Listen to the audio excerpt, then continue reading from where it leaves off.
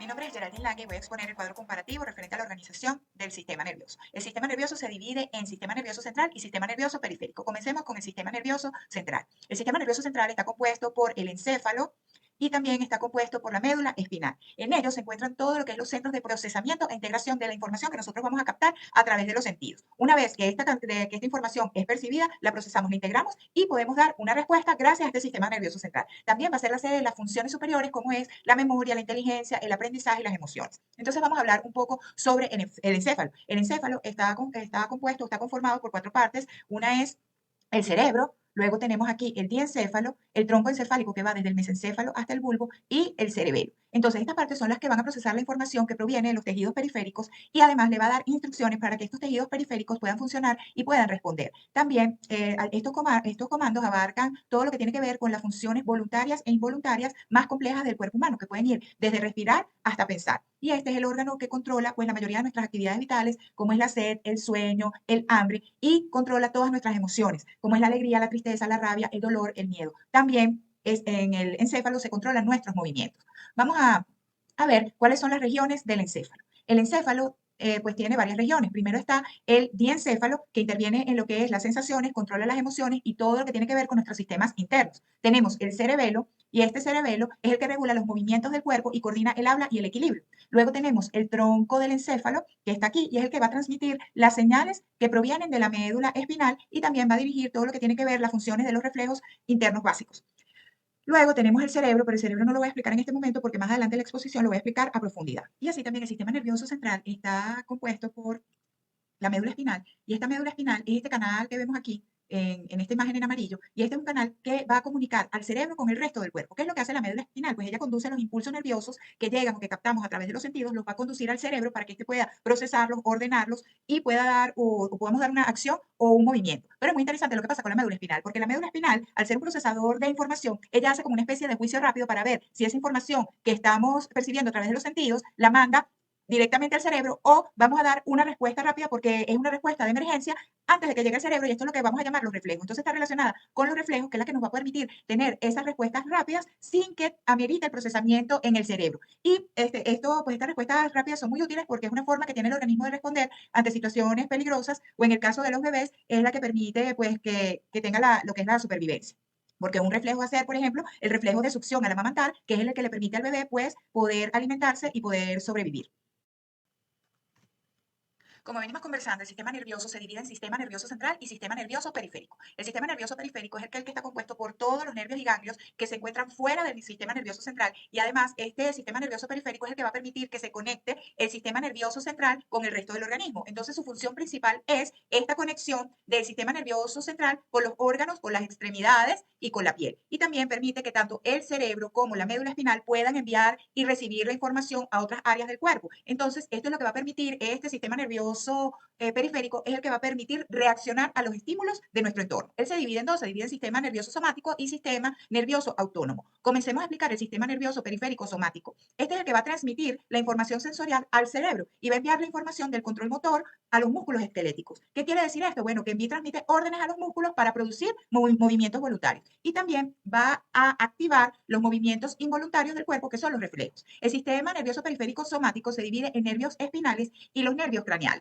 Esto vamos a ver primero los nervios espinales, también llamados nervios raquídeos, que son estos que vemos aquí. Y estos nervios son los que van a recibir la información sensorial que proviene del sistema nervioso central. Entonces, el sistema nervioso central envía la información sensorial, es recibida por los nervios espinales o raquídeos, y estos nervios son los que van a permitir conectar esa información sensorial y conectan los tejidos con los vasos sanguíneos, con el cerebro y con la extremidad. Su principal función va a ser de excitabilidad, es decir, que ese impulso nervioso que reciben los sentidos, ese impulso nervioso que reciben los sentidos a través de sus actividades. También estos nervios espinales son los que mantienen el correcto funcionamiento de las áreas de inervación, es decir, que van a promover el mensaje sensorial entre el cerebro y las extremidades y haciendo funcionar un nervio sobre otro. Y gracias a estos nervios que nosotros tenemos la capacidad pues de agacharnos, caminar, mover los brazos, mover las piernas y encorvarnos. El sistema nervioso periférico somático también está compuesto por los nervios craneales, que son estos que vemos aquí en esta imagen, estos que están como en color beige. Estos nervios son especiales porque estos nervios van a salir directamente del encéfalo sin pasar por la médula espinal. Si vemos la diferencia, ¿verdad? Los nervios espinales pasan por la médula espinal, mientras que los nervios craneales no pasan por la médula espinal. Y no solo se dirigen estos nervios, no solo se dirigen, como vemos aquí en la imagen, a las zonas de la cabeza, sino que también se van a prolongar a todo lo que es el área del cuello, el tórax y el abdomen a través del nervio vago. Vamos a ver cuáles son estos nervios craneales. Los nervios craneales tenemos el nervio olfativo, que es un nervio sensorial que se va a encargar de transmitir los estímulos olfativos desde la nariz hasta el cerebro. Luego están acá el nervio óptico, que es el que conduce los estímulos visuales hacia el cerebro. Está el nervio oculomotor, que es este que vemos aquí, que es el que va a permitir el movimiento de los ojos. Luego está el nervio patético, que es el que va a permitir la rotación del ojo. El nervio trigémino, que es un nervio que es considerado mixto. No solamente es un nervio sensorial, sino que también es un nervio sensitivo y un nervio motor. Y es el de mayor tamaño de todos los nervios craneales. Y su función va a ser llevar la información sensible a la cara, conducir la información a los músculos masticatorios, es el tensor del tímpano, del velo palatino y de recoger todo lo que es la sensibilidad de la cara y de las mucosas. Luego tenemos el nervio facial, que es este que tenemos aquí, que consta de varias fibras nerviosas, que son estas que están acá, y él realiza diferentes funciones, como es mandar órdenes a los músculos de la cara para que nosotros tengamos estas expresiones faciales. Estas expresiones faciales las tenemos gracias a este músculo facial. Y también va a enviar señales a las glándulas salivales y a las glándulas lagrimales, y por otro lado va a recoger todo lo que tiene que ver con lo que es la información gustativa a través de la lengua. Y por último tenemos aquí al nervio vago, que este nervio vago nace en el bulbo raquídeo, inerva todo lo que es la faringe, el esófago, la laringe, la tráquea, los bronquios, el corazón, el estómago y el hígado. Y él es el que va a ayudar a regular todo lo que es su activación y es el que también pues, puede controlar los niveles de estrés o mandar directamente señales a nuestro sistema simpático y este a su vez a nuestras vísceras. Este nervio vago es un nervio muy importante.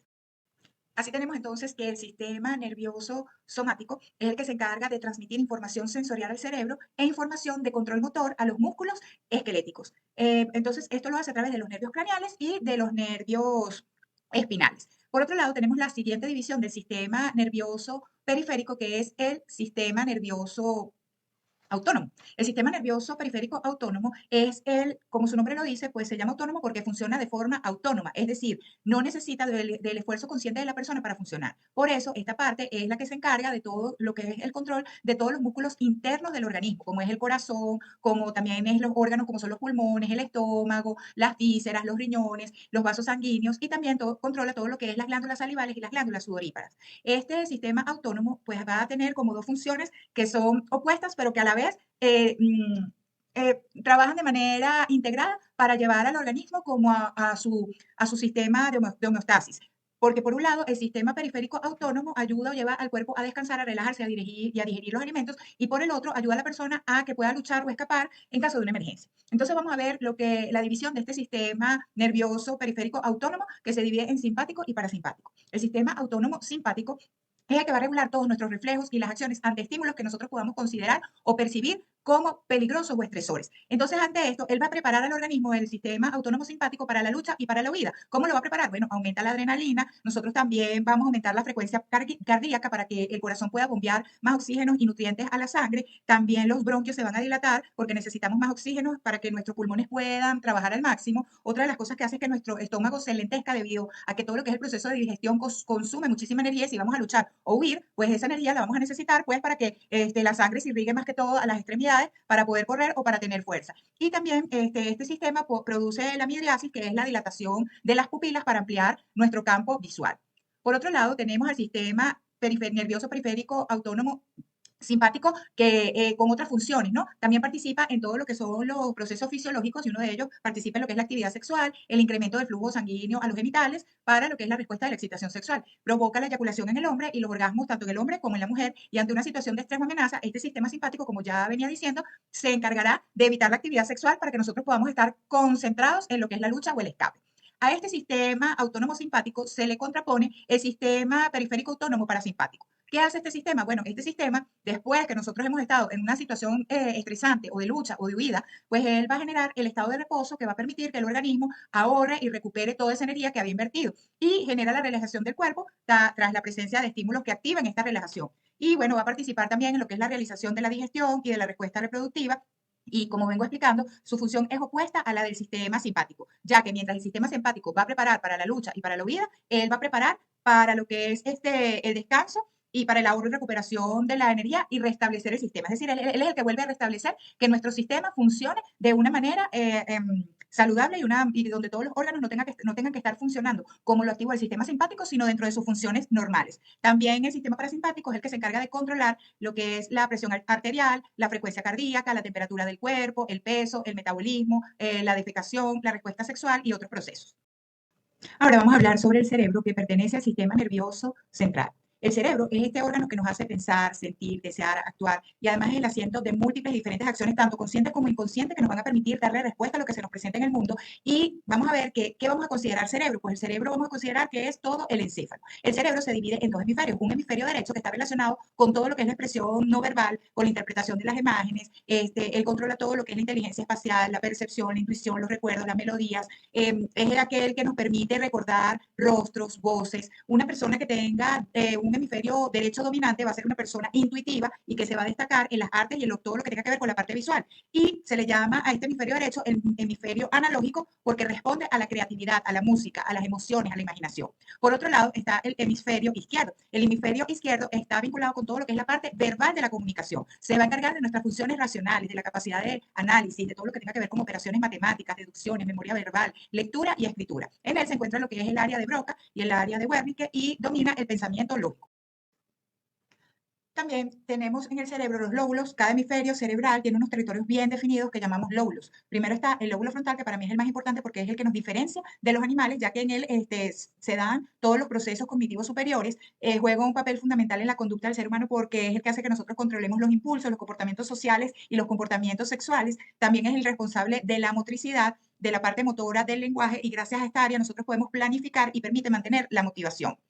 Luego está el lóbulo parietal, que es este que se encuentra en el medio, y él juega un papel fundamental en lo que es la integración. ¿Qué integra él? Bueno, la información que nosotros procesamos a través de los sentidos, de los diferentes canales que percibimos y luego procesamos, él va a permitir que nosotros lo asociemos con los sentimientos. Y además procesa lo que es la información simbólica. También es el área de creación de conceptos abstractos y nos da la capacidad de reconocer las sensaciones corporales.